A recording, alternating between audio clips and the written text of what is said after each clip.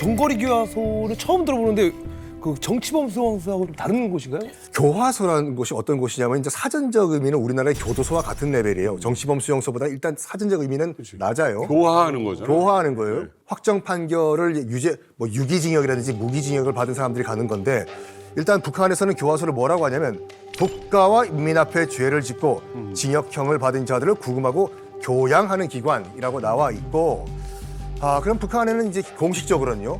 이 교화소가 몇 개가 있냐면 지금 보시는 것 같이 총 9개 정도가 있는 것으로 파악이 되고 있어요. 근데 지금 오늘의 주제인 그 전거리 교화소 같은 경우에는 함경북도 회령 지역 저기 집 동그라미 보이시죠? 실제로 저기 회령이 얼마나 가깝냐면 두만강, 그러니까 중국 쪽의 두만강에서 보면 회령이 보여요. 그러니까 충분히 그러니까 저기서 전거리 교화소에 있는 노동력을 중국이 활용할 수 있는 걸로 추정이 되는 거죠. 이게 국경 근처군요. 과거 저도 이제 북한에서 보위부했을 때 전거리 교화소는 들었죠. 거기서 이제 가발을 만들어가지고 판다는 것까지 알고 있었습니다. 제가 살던 지역이 황해도 지역이잖아요. 이 전거리 교화소는 함경북도에 있어요. 함경북도에 있는 전거리 교화소를 황해도 지역에서까지 일반 주민들도 알고 있습니다. 전거리 교화소에 대해서. 사람들이 되게 전거리 교화소 간다라고 하면 공포에 떨리는 곳이에요, 그쪽이. 벌써 급수들이 있습니다, 교화소 자체들이. 그런 교화소도 자체가 이제 급수가 있는데 네. 이제 전거리 교화소에서 이제 가발을 만들어서 판다. 그리고 또 전거리 교화소는 뭐 탈북했던 사람이라는 것보다도 북한에서는 월경했던 사람들이 간다라고 하거든요. 예, 탈북이라는 단어를 거의 많이 안 쓰기 때문에 월경자라고 하거든요. 그래서 중국 갔다가 잡혀간 사람들 갖다 쓴다. 네. 근데 여기서 더 충격적인 건 뭐냐면 그 사람들이 자꾸 죽어나가기 때문에 그 인원 보충을 노동력 보충을 해야 되기 때문에 일반적으로 지역에 있는 사람들 잘못된 사람들을 전거리 교화소로 보낸다. 네. 네. 이런 말까지 떠들 정도로 이렇게 악명 높은 것입니다.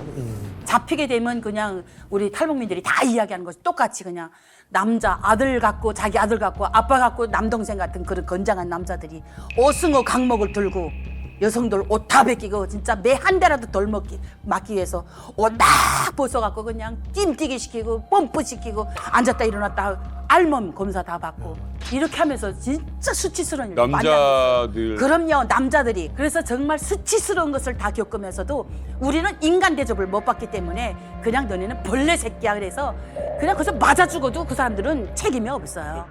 이거 너무 심각한데요? 네, 그런 아까 말씀하신 것처럼 중국에서 북송된 여성들이 이런 얘기를 많이 해요. 보위부 감옥에 들어가면은 자궁 검사부터 시작해요.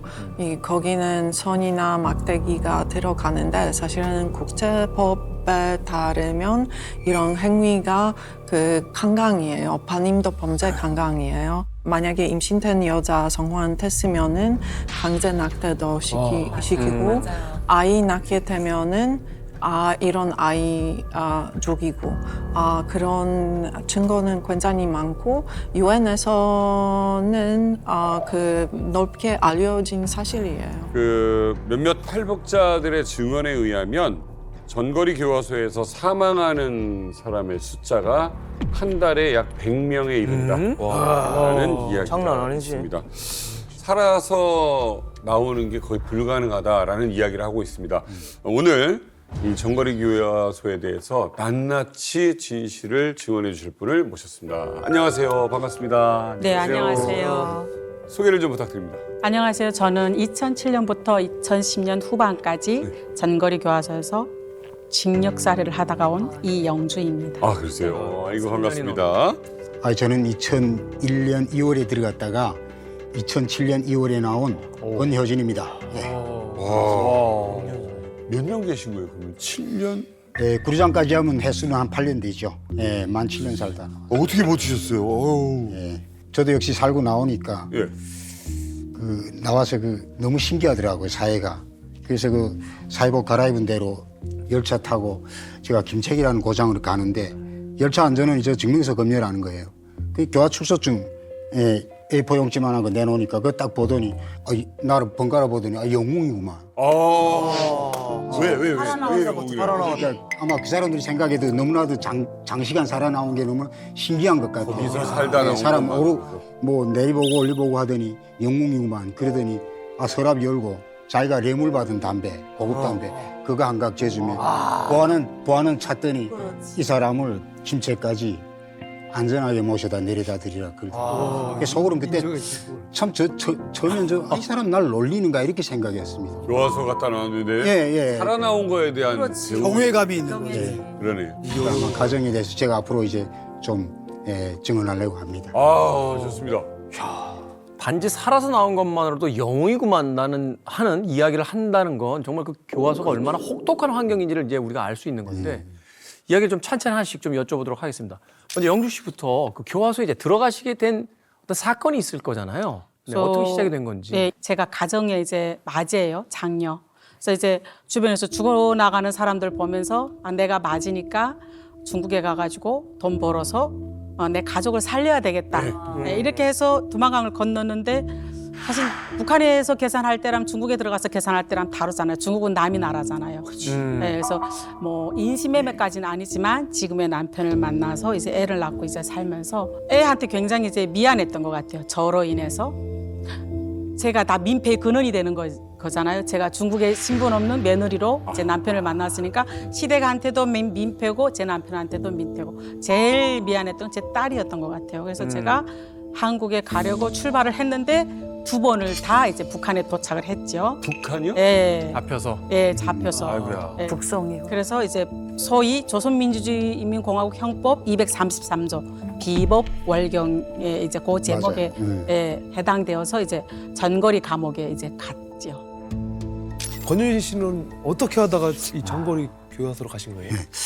저도 뭐 다 북한에서 태어났으니까 진짜 당에 충실했습니다. 저도 당원이었고 군에 나가서도 뭐 그냥 군인들 선전하고 구호도 많이 쓰고 선전화 그림도 많이 그렸고 이제 2월 16일 뭐 김정일이 명절되면은 그 함경북도 청진시 있는 동상에 올라가는 꽃바구니가 한 420개 정도 됩니다. 그 댕기글을 저도 한 그 사범대학 그 교원하고 교수하고 저하고 한 이틀밤 새면서 그걸 다 썼어요. 그 댕기글을. 아, 이거 지금 쓰신 것들이에요, 다? 예, 이거 영생탑은 이게 그 한 27m 높이 됩니다. 예, 이거 안전비가 올라가서 그냥 다 글 쓰고 했는데. 아, 이런 일을 하셨어요, 원래? 예. 이런 거 하다가 또 연합기업소니까 대기업이죠. 그리고 거기서 또 신문기사도 쓰고 그랬는데 실제 뭐 북한에서 고난행군 시작되니까 뭐 나도 그건 예외가 없더라고요. 친구들도 굶어 죽고 그런 거 보니까 나도 뭘 먹어야 나도 좀 당에 충실할 거 아니냐. 그렇죠. 그래서 친구 그 소개를 해서 라진에 들어갔어요. 라진에 가니까 중국 사람들이 많습니다. 그래 좋다 해보자. 그래 그 친구가 N을 한 30장 가져와서 일본 그거 가지고 마린 오징어로 사가지고 갔는데 그 하는 과정에 중국 사람이 소개를 해서 그 남산여관이라는 데 그 104호실이라고 기억나는데 거기에 들어가는 거예요. 들어가는데 저한테 중요한 부탁을 하나 하는 겁니다. 좀 위험한 부탁인데 자기 친척을 하나 찾아달라는 거예요. 청진에 있는데 찾아주면 내가 사리를 주겠다. 한 2,000불 주겠다. 그러니까 그때 거기서 2,000불이면 대단한 돈이었습니다. 찾아만 달라면 예, 사람 하나 찾아주면. 그래서 저는 오케이, 뭐 찾아줄게. 뭐 북한하고 우리 중국이 친구인데 우리 모사 좀 도와주겠다는데 친구를 도와주겠다는데 그걸 왜 못 찾아주겠니? 그래서 알았다, 찾아주겠다 하니까 처음에 500불 주더라고요. 좀 좋아가지고 그거 가지고 그 송평구역이라는 그 당원 등록과 가장한테 제가 가서 같은 그 당 기관이 있었으니까 제가 이러이러한 사람 좀 찾아달라 내가 좀 급히 만날 일이 있다 하니까 그 찾아서 주소 가르쳐 주더라고요. 가니까 그때 70 몇 세 됐는데 정말 딸하고 2분이 사는데 고난하게 살더라고요. 옷도 그 병사들이 입던 바지인데 다 꿰진 거 있고 그래서 데리고 시장에 나가서 식사 좀 시키고 옷도 한두 개 사이 비우고 데리고 라진 들어갔죠.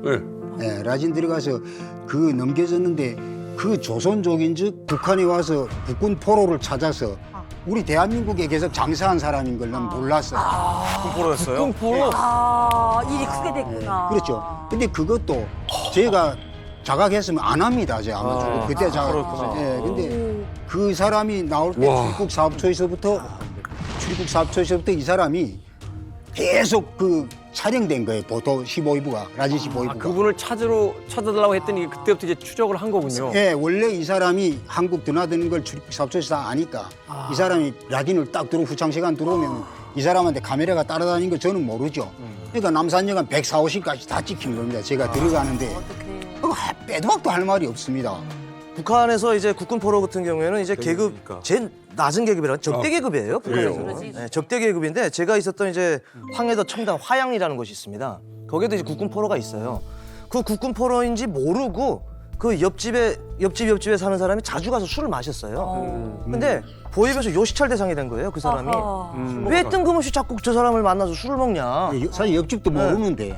근데 중요한 건 이 사람이 국군 포로인지도 몰라요. 네, 국군 포로인지 모르는데 그 자녀가 농장을 하는 자녀가 있으니 같은 분조인 거예요. 같은 분조라니까 좀 뭐 대화가 좀 됐나 봐요. 그러니까 가서 자주 술을 마셨는데 보입에서 끌고 간 거예요. 끌어가가지고 너 왜 자꾸 국군 포로네 집안에 가서 만나냐? 그러니까 이 친구가 뭐는 국군 포로가 뭐예요? 하고 물어본 거예요. 그러니까 모르고 만났는데 그 사람은 단련대 갔어요. 갔어? 단련대 보름 단련대 뛰었어요. 그 사람네 이제 접근하지 말라. 그 사람은 우리 사회의 계급 대상이다. 그래서 그 정도로 하는 통제하고 관리하는 것이 바로 이제 국군 포로인데 알고 했든 모르고 했든 그거는 처벌 받을 수밖에 없는 거죠. 알고 했던 모르고 했던 어찌됐건 그 탈북을 이제 도운 혐의가 되는 그거는 완전 뭐 그러네. 그냥 솔직히 쟤도 큰 죄야. 그거. 큰 죄죠. 술 먹은 그 것보다. 대한민국에서는 국군포로를 찾는 게 진짜 큰 그럼요. 그럼요. 그러니까 그걸 도와준 거거든요. 그러니까 내가 뭐 무의식적으로 했든 어쨌든 그건 네가 당원으로서 계급성이 없다. 예, 그게 혁명 전통성, 뭐 애국 사회주의 애국성, 뭐 마지막에 네 번째 계급교양성이 계급성인데 그 계급성을 내가 뭐 반대했다는 거. 그럴 것 같으면 알려줘야 되는데 저 집은 국군 포로네 집이라고 알려주지도 않아요. 자, 어쨌든 이렇게 해서 정거리 교화소로 가는 거예요? 와. 어찌됐건 이제 이적 행위를 했다라고 이제 판단을 한 건데 두 분의 뭐 사연은 다르긴 합니다만 어찌됐건 전거리 이제 교화소로 두 분이 가시게 됩니다. 이제 저희가 먹는 밥 중국에서 나온 것 같아요.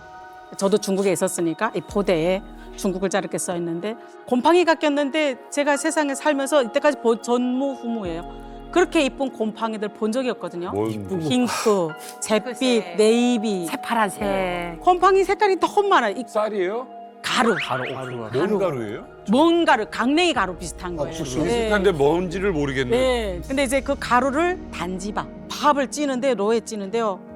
야, 세상 그렇게 악취를 맡아본 적이 없어요. 얘가 이제 숙성돼서 그 안에서 썩은 냄새. 그래서 근데 뭘- 우리가 못 먹겠다 할 수가 없어요. 먹어야 돼요. 그래서 제가 그때 치장했을 때 얘를 이렇게 가루를 이렇게 버물버물 해가지고 다 쪘는데 한 소금 다 나갔는데 진짜 맛이 기딱차게 있더라고요. 배고프니까. 달잖아요. 얘가 숙성돼 곰팡이 끼고 숙성이 되었으니까. 근데 너무 기절한 거는 1,200명 중에 한 명도 안 죽었다는 게 너무 기절할 노릇인 거예요. 예, 그 수많은 곰팡이를 먹었는데 한 사람도 안 죽었더라고요. 그래서 기가 차구나 그런 생각들을 했었죠, 제가. 아니 아까 단지밥이 뭐예요? 단지밥이 뭐냐면요. 강냉이 쌀, 그다음에 거기다 돌, 쥐똥, 그리고 강냉이 다 먹으면 쏭치 있죠? 그 쏭치까지도 같이 그대로 쪄서 10cm, 15cm 길이 이렇게 된 단지 모양이 네. 있어요. 그 기계 갖다 찍어서 연탄 찍는 길이 예, 그거 축소해서 예, 그렇게 그게 이제 분배해 주려고 예, 그렇죠. 똑같이 분배하려고? 예, 예. 그렇게 해서 한 개 반에 120명이면 한 개 다에 120개 담아서 이렇게 국은 뭘 줘요? 어떤 국이에요? 어떤 국이냐면요. 통상 저는 까마귀 날개국이라고 불렀거든요. 예년. 까마귀 날개. 까마귀 날개국이 까마귀 뭐냐면 잡아서 끓여요? 양배추를 많이 심어요. 남세반에서. 그러면 이제 좋은 거는 거기에 지키는 간수도 아까 240명 정도 그 사람들 다 분배되고 쭉종이야 그 껍데기를 이렇게 절여요. 예, 절이는데 소금 자체가 없어요. 그래서 소금이 충분히 들어가야 새파란 색깔이 나는데 네. 충분히 안 들어가서 그러니까 얘가 변색이 돼서 새까맣게 절여진 거예요. 그래서 1년 365일 먹고 제가 출소할 때 막 하루 3끼 그거를 계속 먹으니까 여기가 막 다 새까매지는. 입병 그래서 까마귀 날개국이라고 저희는 그렇게 불렀죠. 까마귀가 날개를 넣는 게 아니고 이건 입병 나고 사람 죽어요 이러면? 그 사람들한테는 북한 입장에서는 저희가 살아있어도 되고 안 살아있어도 되고 고만인 사람들이에요. 대체 인원은 얼마든지 있다. 그렇죠. 그래서 입소할 때 명으로 입소 안 되고 개수로 입소돼요. 1개, 2개, 3개 이렇게. 아이고. 예. 사람으로 취급을 안 하죠. 아니요. 이렇게까지 안 먹이면 어떻게 해요? 아니 노동력을 더 잘 쓰려면 조금이라도 그렇지. 먹여야 될 거 아니에요? 그래서 그 안에서 일을 버텨내느라고 악을 다 쓰는 거죠. 아무리 그래도 뭐 반찬이라도 좀 나올 거 아닙니까? 반찬 없는데요? 반찬이 없어요? 반찬은 360을 먹어본 적이 없습니다. 쥐를 먹어본 적이 있어요. 그러니까 예, 쥐. 짝꿍이 잡아왔어요. 같이 자는 짝꿍이 잡아왔는데 벨도 다 보이는 새끼들. 털 아직 안 나. 네, 아주 금방 난 거. 7마리인지 8마리인지 잡았는데 못 먹겠다 그러니까 기다리라 그러더라고요. 기다리라 그래서 부식하는 사람한테 가가지고 뜨거운 물에다 확 튀어가지고 왔는데 이 친구는 절박해요. 10년 받고 왔어요. 저는 좀 덜 절박한 지 못 씻겠더라고요. 그래서 저는 그냥 이제 통째로 삼켰어요. 그리고 이 친구는 막 아삭아삭 씹어 먹더라고요. 그래서 아, 나도 교화소에 들어왔으니까 경험할 걸 다 경험해야지 하면서 그런 생각이 먹었던 적이 있습니다. 그렇게.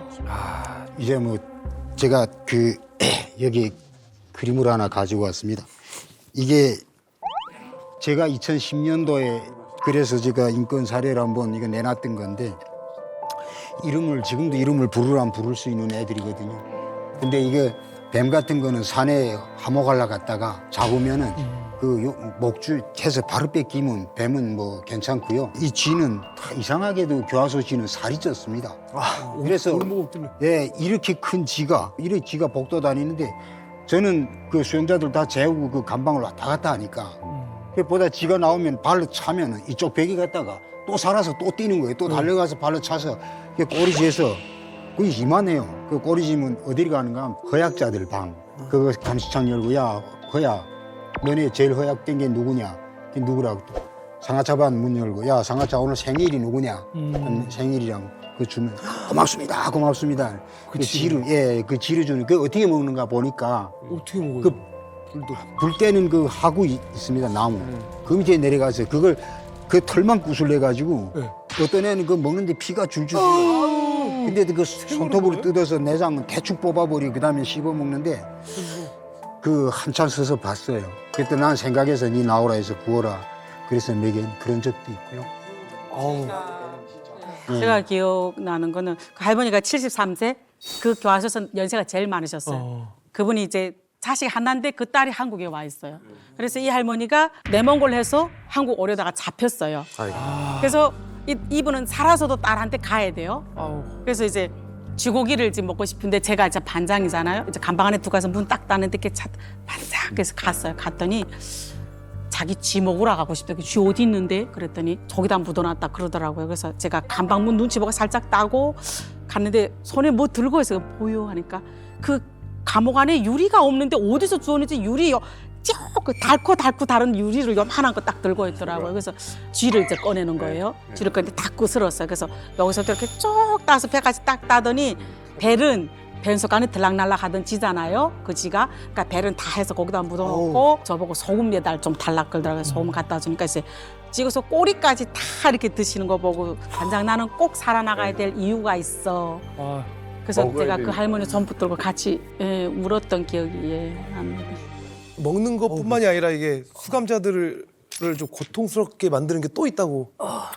그 영화 빠삐용도 그렇고 쇼생크 탈출을 봐서도 아시겠지만 이 수감자들이 가장 두려워하는 게 뭐냐면은 독방 수감이거든요. 이 전거리 이 교화소에도 독방이 있었다고 합니다. 우리 또 권 선생님께서 직접 그리신 그림인데 기가 막히게 그러시네. 네. 우리 또 권 선생님께서는 여기에 일주일간 가셨다고 해요. 2번씩이나. 저거 주인공이 허일이라고 내가 좀 친한 친구인데 저 안에서 말려 죽이라고 소장이 저한테 이야기했어요. 그래서 저 독방 관리를 제가 했습니다. 6개인데 그 밥을 주고 국을 주고 하는 건 전데 저보고 소장이 네가 이제 국 한 그릇만 더 주면 네가 바깥 들어가라 저 안에. 그러는 거예요. 그래서 제가 허일이 보고 야 허일아 너 죽는다. 소리치지 말고 곱게 죽어라. 그러니까 얘가 이 철창지고 뭐라는가 하면 지령공 너무하오 그러더라고. 근데 그게 내 지금도 꿈속에서 나오는데 저게 독방밥이라고 장기 쪽 많았습니다. 왕장기 쪽. 그걸 먹기 아까워서 놓고 있으면 지가 와서 먹을 때 딱 잡는 거예요. 그래서 그 쥐를 먹는 게 오히려 허일이한테는 더 좋았습니다. 근데 이 허일이가 마지막에 눈이 튀어나오더라고요. 그래서 내가 야, 너 이제 이틀 못 견디겠구나. 이틀이면 네가 게임이니까 조용히 가라. 그랬더니 야, 이 개라 50배쯤 수용소에서도 이렇게 안 했다 하니까 그 순복이라고 소령이었어요. 그 물 좀 한 바퀴씩 가져오라는 게. 근데 나는 그 복도에서 그 간수이 심부름하니까 1월 달인데 지금인데 그거 기다 치더라고요. 그걸 내가 직접 물을 날라주고 목격했으니까 그 허일이 다음 날로 죽어서 실려 나가는데 어떻게 드나면요 시체가 꼿꼿하니까 손바닥에다 머리를 이렇게 들고 한 사람 다리 들고 꼿꼿한 통나무처럼 가져가서 양말 머리에다 딱 씌우니까 쏙 들어가더라고요. 그래가지고 사체실 가져가고 그런 시체를 패야죠. 사람이 저 안에서 이제 그 육체적인 고통도 있지만 정신적으로 미치거든요. 미쳐요, 미쳐. 얘기만 들어도 이제 그런 상황들 이제 하는 건데 그걸 지금 21세기에 그 한 국가라고 자신들이 이제 칭하는 곳에서 하고 있다라는 게 이게 과연 어떤 일인지 참. 제가 전거리에 있는 동안, 그러니까 입소해서부터 나는 사람이 아니다는 생각을 많이 했어. 왜냐하면 내가 사람이라고 생각하면 너무 비참하고 너무 슬퍼서 나는 사람이 아니어야만 여기서 살아나갈 수 있다는 생각을 내가 많이 했던 것 같아요. 그래서 이제 씻는다는 게 거기 안에 수용소 안에 공간은 있어요. 근데 200명이 씻으려고 만들어 놓은 공간에 1200명이 들어오니까 이제 그 세면장을 이제 다시는 사용을 못 하는 거예요. 그러니까 다 밖에서 씻는 거예요. 농산반이니까. 우리가 생각할 수 없는 냄새. 우리가 땀이 나는데 여름에 하루만 안 씻어도 얼마나 이상한 냄새가 나요. 근데 일주일을 안 씻었다고 생각해봐요. 얼마나 그런 생각이 나겠냐. 근데 이제 아침에 출력할 때 이제 내가 오늘 어디서 일하나 생각해보고 어디서 일한다고 그 향에 가면 강하고 얼마 멀지 않아요. 길하고 강에. 길 옆에 바로 강이에요. 그러면 아, 내가 저 도로에 오늘 앉아서 목욕하고 빨래해야 되겠다. 주어진 시간은 딱 15분. 그러면 이제 일 거의 끝나고 점심에 밥 먹으러 갈 때 씻어라 그러는데 여기 길은 다 무방비 상태예요. 다 지나가는 사람들 다 볼 수 있어요. 그리고 우리를 데리고 다니는 초병들이 있어요. 뭐 20살, 뭐 22살 그렇게 된 것 같아요. 남자애들이요? 네, 남자들. 이 사람들 창피하다고 우리가 안 씻을 수도 없고 뭐 일주일을 안 씻었으니까 막 미친 거죠. 그리고 어차피 내가 나를 사람이라고 생각을 안 했으니까 내 조카 같은 사람 나를 쳐다봐도 난 괜찮아. 난 씻을 거야. 이 시간마저 내가 그냥 흘려보내면 창피하다고 지나가면 못 씻으니까 뭐 이제 씻어라고 소리를 지르면 치약, 칫솔 이제 묻혀요. 그리고 이빨 막 닦으면서 뛰거든요. 내가 봤던 그 장소에. 그럼 딱 도착을 해요. 바지 여고 풀어놨으니까 막 벗고 위에 거 이렇게 벗고 그리고 이제 머리 감고 머리 감은 물에다가 옷 버물버물해서 그럼 또 저기서 사람들이 보던 거 말던 거 막 씻고. 근데 여름엔 또 괜찮아요. 겨울에는 이제 그 갱변에다 머리를 이렇게 감고 딱 들면 이제 여기에 고드름이 딱 져요. 그래도 씻어야 돼요. 어차피 나는 사람이 아닌데 내가 이 씻는 것마저 포기하면 나는 영원히 사람이 아닌 것 같아요. 씻어야 돼요. 그래서 막 기를 쓰고 씻었던 것 같아요. 제가 책을 냈는데 그때 그날도 항상 제가 미친년이 하루라고 그 제목이 미친년이 하루. 내가 사람으로 살아내야 되지만 미친년처럼 살았던 하루. 그렇게 살았습니다. 사람으로서는 아예 그냥 대우를 못 받은 거잖아. 우리 자체가 우리가 사람이 아니라고 생각해서 사람이라고 생각하면 너무 슬프고 살 이유조차 없는 거예요. 우리 사람이 아니야. 들으면 들을수록 생지옥이 따로 없지 않습니까? 예? 사실은 교화소에 있는 사람들이 사람이라고 보지는 않아요. 그냥 번호만 부여된 너의 일뿐이지. 그렇죠, 맞아요. 그런 사람들이 죽으면은 불만산에 거기 시체를 태우고 가족들한테 알려주지 않아요. 저곳은 전거리 교화소가 있는 본 건물에서 불과 동쪽으로 1km 정도 떨어진 곳입니다. 아주 가까운 곳이에요.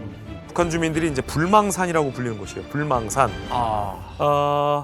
전거리 교화소에서 사망한 사람들의 시신을 소각하는 화장품. 아이고. 시신을 뭐 묻거나 장사하는 곳이 아니라요. 소각하는 곳이에요. 소각하는 곳.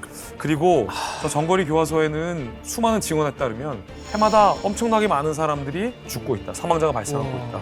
화장터가 수용소 옆에 있다는 건 그러니까 모든 공간이라는 건 가장 효율적인 곳에 자리 잡기 마련이잖아요. 그래서 그러면 가까이 있는 거예요. 저 교화소에서 엄청나게 많은 사람들이 그러니까. 죽는다는 것을 반증하는 거잖아요. 그런데 이 자리에 이 수천 구에 달하는 시신을 그 불망산으로 운반해서 직접 화장 처리한 분이 계시다고 합니다.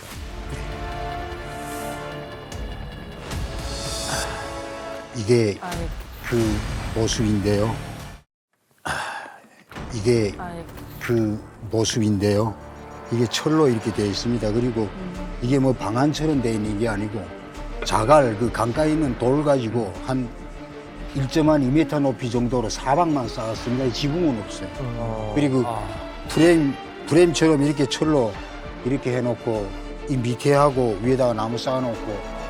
근데 이게 왜 이걸 제가 했는가 하면 제가 지령공이니까 저보고 야 그 힘센 애들 2명 좀 데리고 나와. 그래 나오면 이 구내반 대차라는 거 있어요. 사람이 그 이렇게 자동차 바퀴에다가 구르마처럼 했는데 그 대차에다 시체를 놓고 올라가는데 또 애들은 뭐냐면 저조마다 가겠다는 거예요. 저한테 좀 저를 좀 왜요? 추천해달라. 왜 그러냐면 그거 태우고 내려오면 매내실에 데려가서 매내실에서 매내 음식 있는 나머지를 먹여주거든요. 왜 너들이 최고로 가서 그걸 봤기 때문에 입단속도 하고 그리고 너들이 그 사람이 타는 냄새도 맡았고 하기 때문에 이거 먹어라 해서 제가 여러 번 위생 조정하고 올라가는데 겨울에는 좀 다루기가 괜찮더라고요. 꽝꽝 얼어가지고 예, 그냥 이게 뭐 들어서 그냥 예, 배차에다 이게 실어놓고 그리고 올라갑니다. 올라가면 또 한참 또 경사로 올려 밀고 여기다가 나무 쌓아놓고는 불 질러놓고는 우리는 그 옆에 서서 애들 보고 야 불 떨어진 불 좀 더 올려 나무. 그래놓고 한 반쯤에 탔을 때 가자 하고 내려오거든요. 그러면 아 빨리 가자. 야, 또 면회실 빨리 가야지. 오직 거기서 떠나면 먹을 생각밖에 없어요. 그럼 내려오면 면회실 와서 즐겁게 먹고 예, 그게 들어오는데 다음 날엔 내가 가야 되니까 또 올라가면은 어떻게 해요? 그 시신 처리는? 그냥 빗자루 가지고 처리인데 뼈 같은 거는 다 안 타잖아요. 그게 삽을 가지고 왔던 삽날 이렇게 편대 삽등으로 치면은 그 바가지가 머리 바가지가 박살나죠. 그리고 뼈 같은 거는 발로 다 차서 산에다 이렇게 뿌려버리고. 그냥 그 근처에다가? 예, 그리고 쟤만 그냥 이렇게 빗자루 쓸어버리고 그냥 내려오고. 거기 북망산은 거기 들어온 사람 다 아는 것 같아요. 아 나는 죽으면 북망산에 갔다 죽지 말아야 되겠다 이런 생각 이제 많이 하고 있는데 하얀 연기가 올라가고 그 냄새는 막 심리까지 그렇게 송장 냄새가 난다고 그러더라고요. 그 동네 사람들이. 근데 이제 시체 다 안 태우잖아요. 그러니까 이제 그 거기 관사에 사는 그 개들이 이제 물고 다니거든요. 뼈를. 그 얘기 들었어요. 그럼 어느 날 갑자기 제가 하목반 다닐 때 막 이제 개가 물고 들어오는 거 사람들이 확 쫓아가지고 뼈를 딱 들고 다니 그러면 아 내가 아는 구미뼈인가 구미야 내가 너 대신 꼭 살아서 여기서 나가서 네 복수해 주마. 그래서 일부러 그 뼈를 제가 밟으면서 지나갔어요. 너한테 너가 이렇게 당하고 내가 얘기 꼭 할게. 약속 무언의 약속. 그리고 또 어느 날 막 손톱 같은 게 보이면 아 이게 또 내 손으로 눈 감겼던 아무개 엄마 손톱인가 이런 생각하면서 내가 여기서 반드시 살아나갈게 그런 생각들을 많이 했던 것 같아요. 그 삶이 너무 힘드니까 어떤 때는 막 죽고 싶을 때 제가 군의반에 있었다고 그랬잖아요. 그러면 사체가 나가는 날을 제가 일부러 가서 사체 나갈 때를 항상 지켜서 봤어요. 요만한 틈으로. 미라예요, 미라. 시체 나르러 온 사람도 미라고 저 안에 누워있는 사람도 미라예요. 네. 사람 미라가 죽은 미라를 이제 끌고 가는데 힘이 없으니까 이제 시체 들고 가다 딱 떨고 다녀요. 그러면 툭 떨어져서 뭐 다리나 팔이 딱 떨어지면 그래 절대로 죽으면 안 돼. 이런 생각을 하면서 제가 거기서 저를 추스른 거죠. 이렇게 사람이 영원히 사는 건 아니잖아요. 누구나 언제나 죽잖아요. 근데 아 여기서 내가 사느라고 아득바득 애쓰지 말고 죽어야 돼 이렇게 생각했다가도 그거 보면서 안 돼. 절대로 죽으면 안 돼. 여기서 살아나가야 돼. 그러면서 버텼고 내가 중국에 갔던 것도 내 선택이 아니라 아사로 밀려서 거기를 갔는데 결혼한 것도 내 선택이 아니잖아요. 근데 애는 낳았어요. 내가 책임을 져야 되잖아요. 근데 내가 이 아이한테 안 미안한 거는 살아서 나가는 게 안 미안한 거예요. 아, 엄마. 엄마의 존재를 그대로 엄마의 자리를 그대로 만들어주는 거. 예. 그렇게 해서 버텨낸 것 같아요. 저는 제일 생각나는 게 그냥 제가 볼 수 있는 건 하늘밖에 없더라고요. 하늘을 올리다 보면 그 높은 담장에서 산 봉우리가 보이는데 그게 하얗게 눈이 왔다. 또 몇 개월 있으면 파랗게 되고 이런 걸 6번을 겪었어요. 그걸 올리다 보면서 언제면 난 동그란 밥상에 앉아서 밥을 먹어볼까. 이런 생각을 하면서 꼭 살자. 살아서 15년 제가 형기를 받고 감형이 되는구나. 7년을 감형하고 그 뒤 2년 4개월 남았는데 마지막 대사 때 제가 제일 특기 모범으로 나왔습니다. 토론하고. 형기단 그건 쫓아갔네. 교도소장이 좀 예, 교도소장이 거죠? 저보고 다 수용자들 모아놓고 고맙다고 토론해라. 그래서 저는 정말 생각하면 어처구니가 없죠.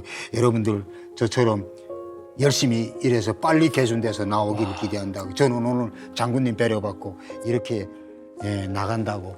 노동소를 만들어 놓고요. 많이 거기에 안정적으로 노동력을 공급하기 위해서 죄도 아닌 죄를 가져다가 계속 집어넣고 이 사람의 죄보다 더 엄한 형벌을 때려놓고 열심이라면 감형해 준다. 무슨 선심 쓰듯이. 원래 7년인데 내가 나온 자리에 누군가 또 들어가야 됩니다. 근데 이 정책을 모르고 내만 배려받은 것 같아요. 북한도 어쩔 수 없이 국가라고 자신들이 주장을 하니 북한의 주민들을 강제로 데려다가 강제 노역을 시키고 돈도 한 푼도 안 주고 노예처럼 부릴 수는 없잖아요. 그러니까 그걸 형벌이라는 시스템으로 만들어서 그걸 유지시키는 거예요. 무보수 인력이 빠지니까 그 인력을 보충하기 위해서 이제처럼 어디 가서 달걀 하나, 계란 하나 훔친 애들도 또 잡아오고. 다 구루장에는 지금 이미 준비돼 있어요. 600명 대사가 나오면 구루장 안에 700명이 앉아 있어요. 아유. 참 이건 우리의 상상을 벗어나는 그 인권에 대한 심각한 유린입니다.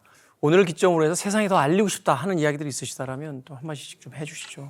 제가 태어난 거 제가 결정하는 거 아니잖아요. 제가 태어나니까 북한이었잖아요. 제가 다시 태어날 수 있다면 다시는 절대로 북한에서 안 태어나고 싶다 이런 얘기로 하고 싶고요. 사실 북한에 사는 사람들은 김씨 일가를 빼고는 다 잠재적 죄인이에요. 이 여기 계신 분들도 북한에 사셨다면 잠재적 죄인들이에요. 근데 이제 북한을 더 들여다보고 북한을 더 얘기해 줄 수 있는 건 북한에서 살아본 사람들만이 할 수 있는 거잖아요. 저는 개인적으로 이만갑 오늘 제가 처음 나왔는데 너무 감사하다는 얘기를 드리고 싶어요. 저를 대신해서 또 탈북민들 대신해서 힘들지만 이런 얘기들을 방송으로 내보내 주셔서 너무너무 감사하고 이 방송도 또 많은 사람들이 봤으면 좋겠다. 예, 그런 생각을 합니다. 저는 이제 고향 가면 그 불망산에 가서 비석 좀 세우고 싶어요. 그게 제가 꿈이고요. 좀 사죄도 하고. 근데 정말 이 자리 빌어서 꼭 하고 싶은 말은 이 인권이라는 게 지금까지 오랜 시간을 거쳐왔지만 효과가 그렇게 크게 나타나지 않는 우리 욕심에 비해서 그거에 대해 안타깝고요. 정말 더 미안한 거는 해외에서 이렇게 이런 선생님처럼 해외에서 우리 북한 인권 문제에 대해서 관심해 주시는 분들한테 우리 주인이 좀 뛰어야 되는데 이렇게 지금 북한 정책적으로 우리가 좀 꼬집었으면 좋겠다.